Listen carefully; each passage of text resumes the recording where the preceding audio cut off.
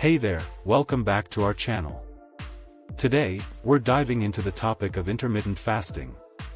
You've probably heard about it, it's been quite the buzzy eating phrase for the past few years.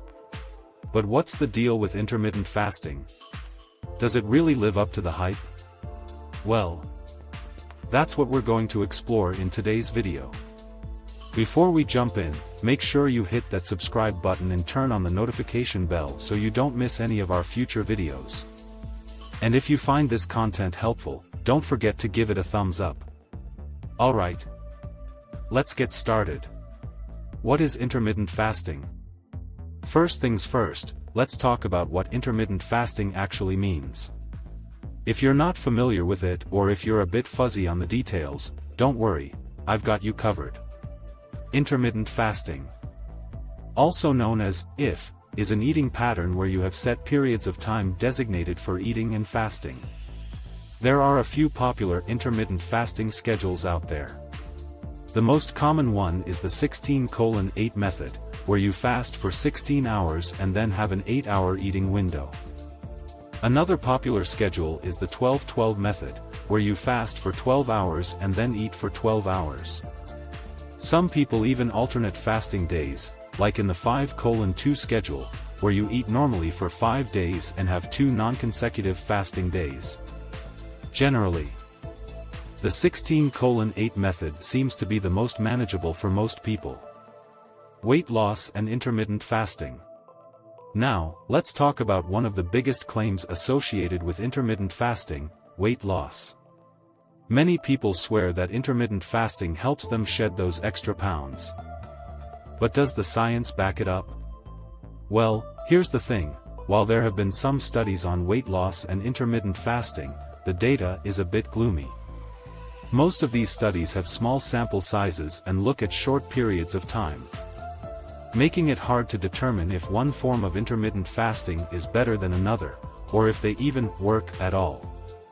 In fact, research suggests that it's not just about the eating window but also about the quantity and quality of the food you consume. Eating in calorie restriction or deficit may play a significant role in weight loss, rather than the specific timing of meals. So, we still need more data to understand the true impact of time restriction alone on weight loss. Controversies and considerations. Now, let's address some of the controversies and considerations surrounding intermittent fasting. First off, intermittent fasting may not be suitable for everyone. If you have a history of disordered eating or tend to become overly restrictive with food, it's best to avoid intermittent fasting. It can be a slippery slope and potentially worsen your relationship with food. Moreover, there's still a lot we don't know about intermittent fasting. For example, we lack sufficient data on how it affects premenopausal women and their hormones. So, it's challenging to provide definitive answers regarding specific groups of people. And let's not forget about those weight loss claims. While some people may experience weight loss on an intermittent fasting diet, it could be due to calorie restriction rather than any special effects of the diet itself. Long-term validation of these claims is still lacking. Is intermittent fasting right for you? Considering all these factors, intermittent fasting may not make sense for many people. However, there are certain situations where it can fit into a healthy lifestyle. Let's explore those. If you tend to eat late at night, having set fasting windows can help prevent overeating in the evening. Additionally, there's some promising data linking intermittent fasting to improved glycemic control in individuals who are medically overweight or obese. Furthermore, research suggests that intermittent fasting can reduce inflammation in the body, which is associated with various health issues such as diabetes, high cholesterol, and high blood pressure. If you have concerns in these areas, it's worth discussing intermittent fasting with your doctor. How to decide if intermittent fasting is right for you. Now, here's my advice on how to decide if intermittent fasting is right for you.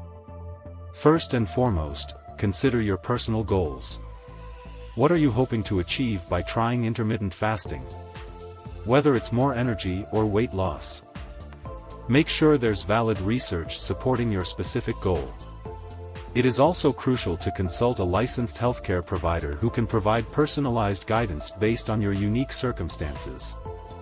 If you're on any medications or have underlying health conditions, intermittent fasting may not be safe for you, so it's essential to discuss it with a professional.